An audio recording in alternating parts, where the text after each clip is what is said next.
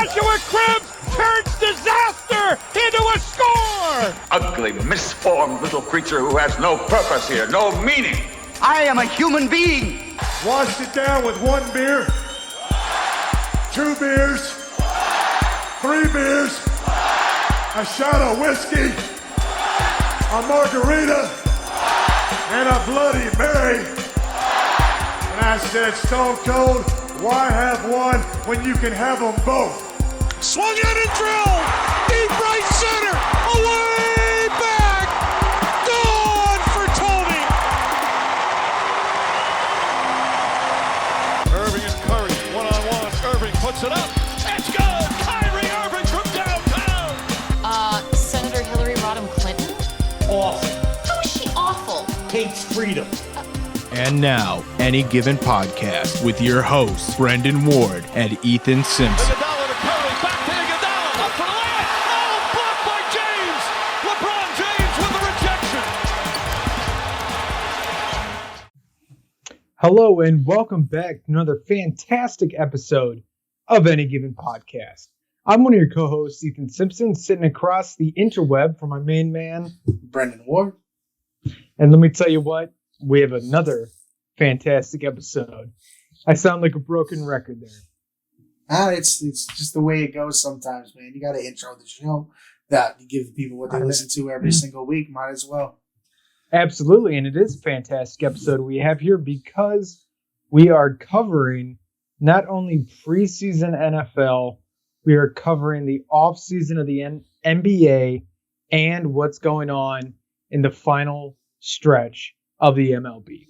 So before we get into that, we have a great deal for you. You know what that is, Brendan? Oh, I know what it is. Why don't you tell them what it is? That is our Numbers Don't Lie. The B in numbers is a 6. I think you can kind of guess where that's going. They are brown, white, and orange. Brown, orange, and white. White, orange, and brown. Whichever way you want to say it. I mean, if it's that hard to figure it out, they just got to read between the lines at this point. You know what I'm saying? Yeah, right? Like, it's not that hard to just look, and it'll stare you right in the face. If it's a snake, it would have bit you already.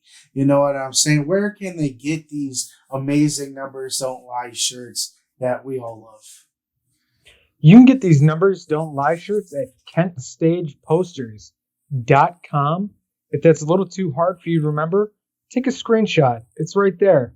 KentStagePosters.com. And let me tell you what. How about last week, the Cleveland Browns using Numbers Don't Lie? Oh, man. Just like we talked about it a little bit just together. But just the fact that like it's becoming more and more of a thing that's being used in Cleveland, like it's a common phrase if we're being honest, but nobody's really used it in Cleveland. And then, like you said, Browns go ahead and use it, and then it's got to be just a coincidence, right? That it's right after you started showing everyone the shirts and sharing it and tagging everyone and stuff like that. Yeah, just a coincidence, I guess. Just a little one. It is all I gotta say. But you want to go ahead and get into it, man. We told them about the shirts. We told them where to get them. Now we got to tell them about some sports. That's the name of our game. The shirts make the money, but the sports is what we're here for. The NFL preseason is now in the books. The Browns played in the final game of the preseason last night. At 8 o'clock on NBC, kind of getting them ready for the primetime Browns that they're going to be this year against the Atlanta Falcons, winning that game 19-13. I'm pretty sure, I'm not saying I'm pretty sure, I've seen it today. The Browns go undefeated in the preseason, which doesn't really freaking matter. It doesn't. The last time they went undefeated in the preseason, they went 0-16. Don't take that personally. That shit's not happening this year. There's none of this. It's not same old Cleveland Browns anymore.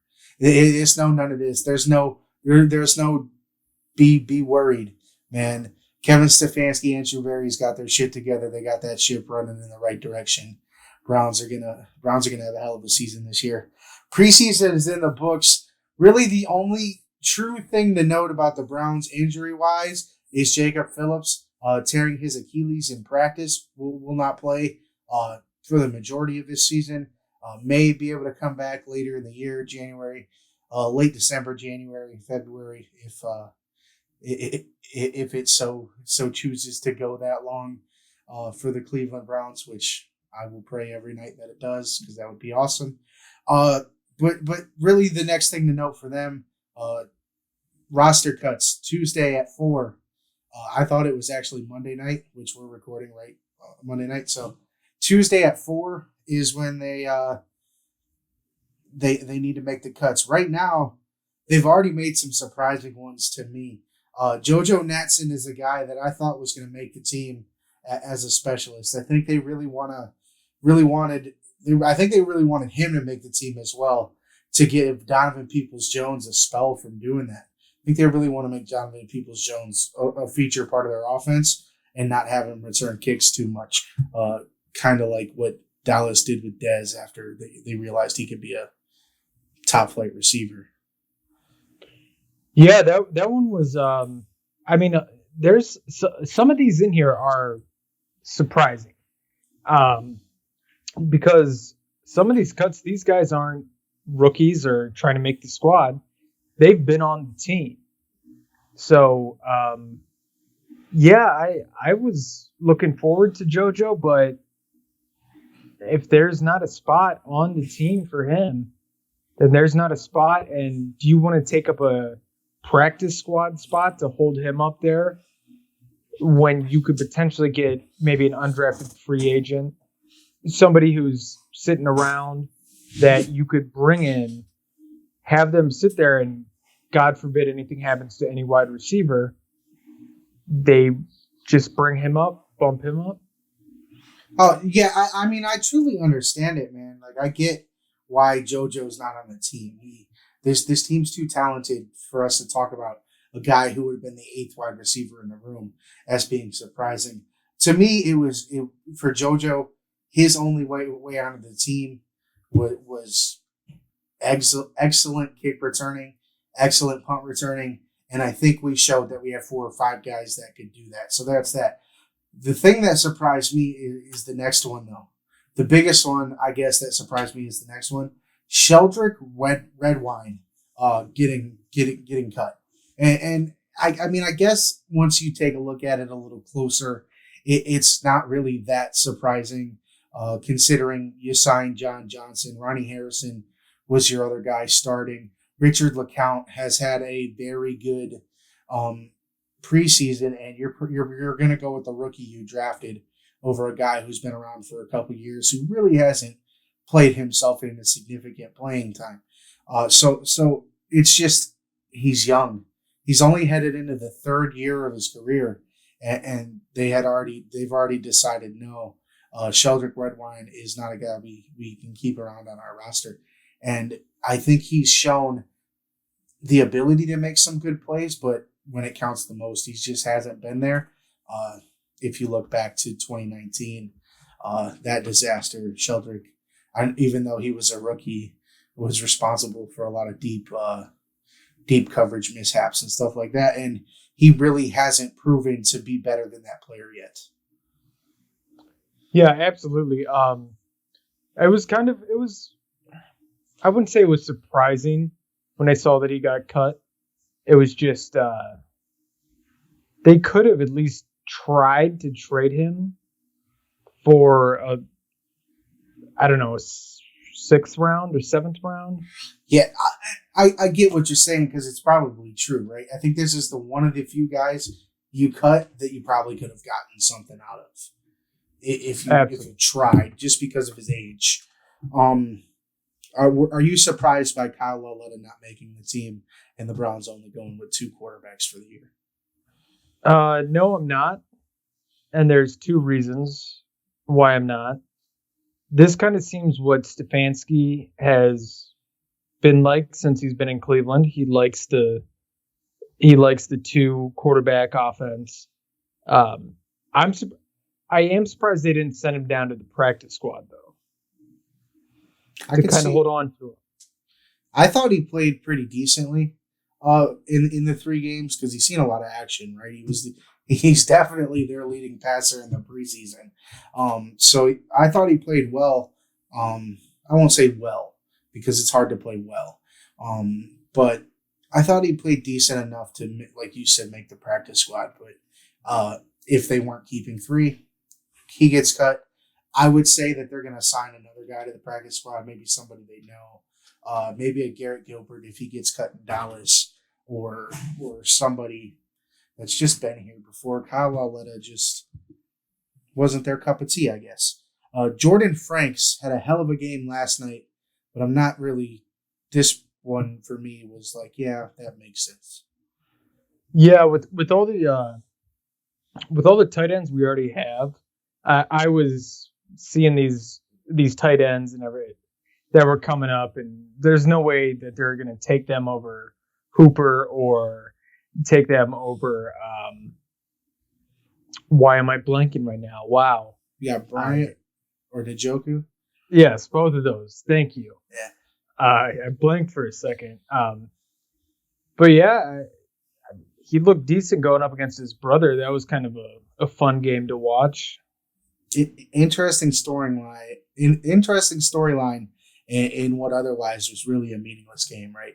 I mean, I guess his brother was playing to make the roster over Josh Rosen, so that made it a little more interesting to me. But yeah, that little storyline made that game worth watching last night.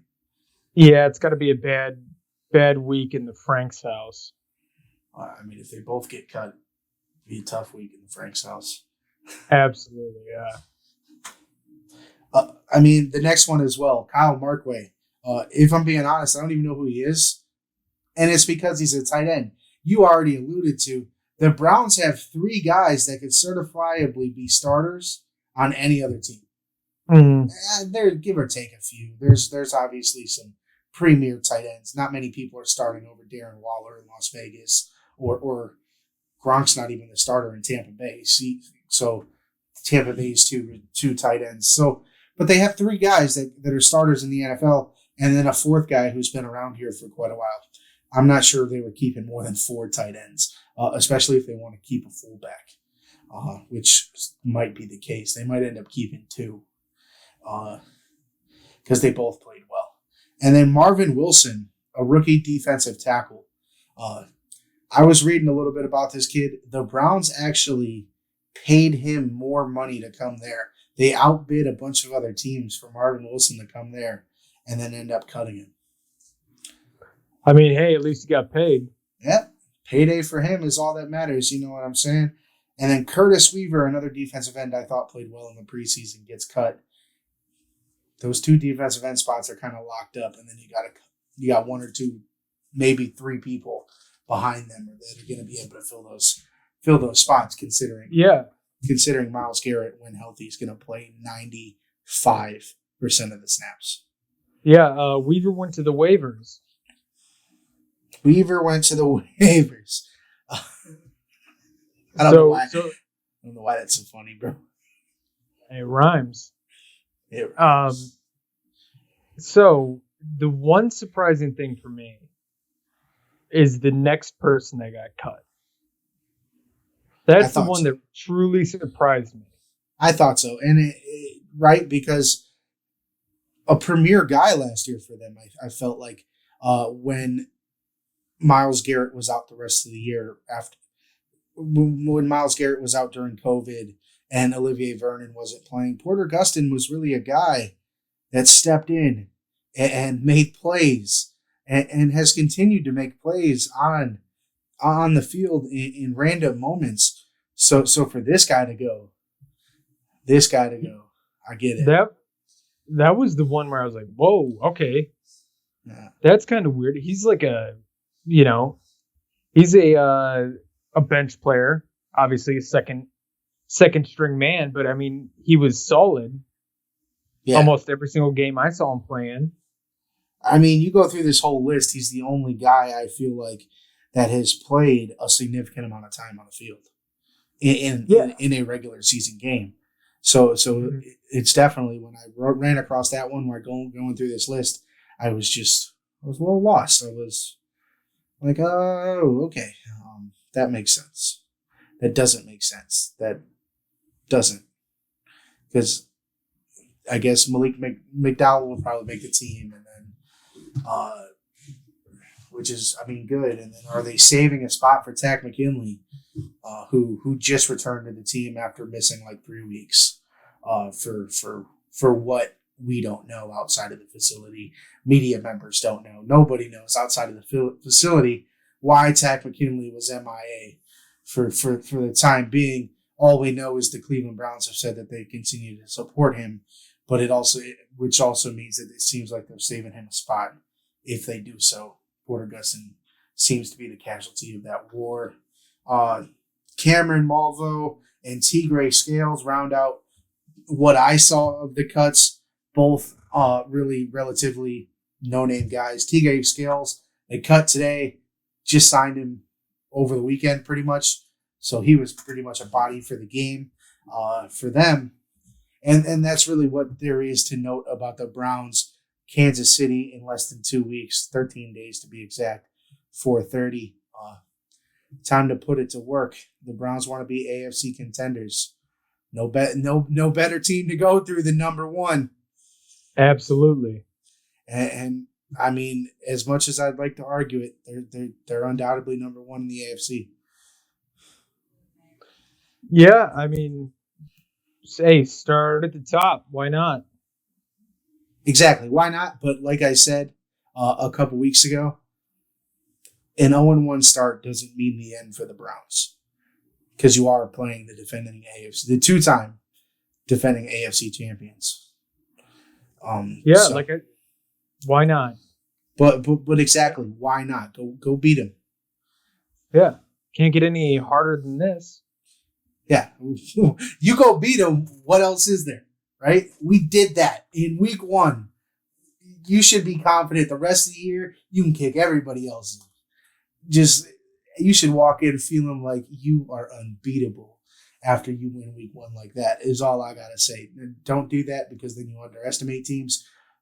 But just be confident in yourselves. The Browns are going to go in week 1, beat the Kansas City Chiefs in probably a shootout.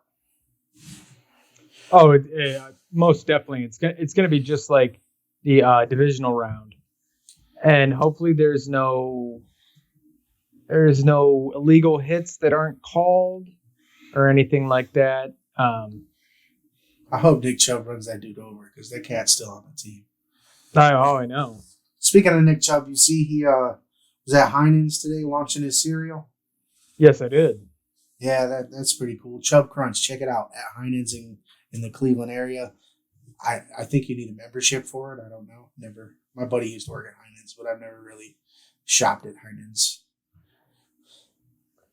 I know you need a membership to shop at Sam's Club. Yeah, and it's like $55 or something like that. And I don't want to pay to be able to shop. You know what I'm saying? It's just a concept I haven't grasped yet. Maybe when I got a little money to myself or something, I might do so. Yeah, Sam's Club, that's more for like families and stuff. That's like you're getting all the bulk stuff. Right? You got to buy the super value 105 pack of toilet paper or some shit like that. It was always great in high school getting like the big value things of Gatorade, or getting the 2-in-1 boxes of Cinnamon Toast Crunch and everything. Yeah, sure. Delicious. Never can go wrong when you got a plethora and you can engorge yourself from Cinnamon Toast Crunch. Trust me. Yeah, especially after school when you're hungry. Oh yeah, you got after school cereal, top tier, maybe even number one snack of all time. Or weekends when you're hungry. Yeah, and it's very good. Yes, yeah. I always love getting those. But let's go ahead and take it to the rest of the NFL and other preseason notes. First question I have for you now: Which rookie quarterback has impressed you the most? It's a mix between two. Okay, give me both of them. Tell me why. First one is going to be Wilson, Zach Wilson. Okay. My other one's going to be Mac Jones. Okay. I think both of them looked NFL ready when they stepped up to the plate.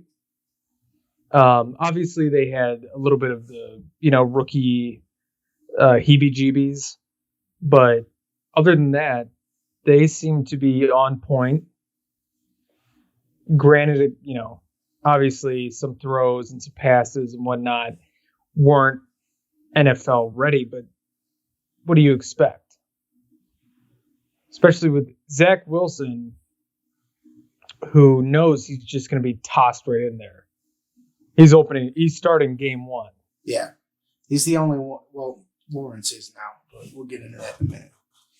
Well, yes. Yeah. I'll get into Trevor Lawrence in a minute too. But yeah, Mac Jones he's kind of coming at Cam's throat. Well, we'll skip a few questions now and go ahead and go on into that because I wrote it like 3 questions later, not even thinking about it. Mac or Cam? Who do you start? Because like you said, he's coming at his throat, and all we hear about is how in practice, Mac Jones is electric. He's throwing dimes. He's not missing passes. He's doing all of this stuff in practice, and Cam's violating rules and missing 5 days. Yeah, see that. I want to say Mac. You start Mac, but sometimes it's the worst to throw a rookie quarterback, into the water with the Gators. I completely understand, and it's probably the only argument you have for Cam is the fact that he's got the veteran leadership. He's got the experience. He knows what he's getting into when he gets under center in week 1. Mac Jones maybe has not seen those ones, those first team defenses come at him from any of those 32 teams in the NFL. He's played.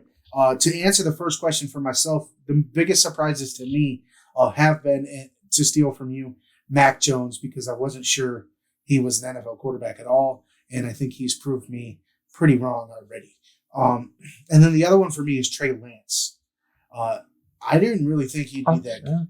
I didn't think he'd be good. And I don't think he's ready to start by all means, but I think he's shown me a lot more than I thought he had. An 80-yard bomb is one thing I didn't know he had that he's done. And just different things like that. The poise he's had. And the accuracy he has, I didn't think was there. But I've also been duped by North Dakota State quarterbacks before. So I guess we'll see. The one over in Indianapolis now did just come back from an injury after like a week, even though they told us he was going to be out possibly up to 10 weeks. So I guess we'll see where these North Dakota State quarterbacks take us. Well, now he's in protocol. Is he? What? Yeah. That dude catches every illness, but the one that teaches you how to play quarterback. I'm so happy in 2017 when we traded that pick. Yeah. Instead of picking him up. Yeah. And then we got Baker. The next year. Yeah, in 2018. Yeah. Trust me, I 100%. Like I'm here for he was an Eagle. He'll always be an Eagle to me. But just to transition, now that I brought up the Eagles, let's go to the next topic. Trevor Lawrence signing is now named Urban Meyer's QB1 for the Jacksonville Jaguars. Really not a surprise, right? It's kind of number 1 overall pick. You're going to start that kid. It is what you expect, is what's supposed to happen. The real surprise for me is that they took Gardner Minshew, a guy who's a vet now, a guy who's had some experience starting down there in Jacksonville, a guy who is really liked in that locker room.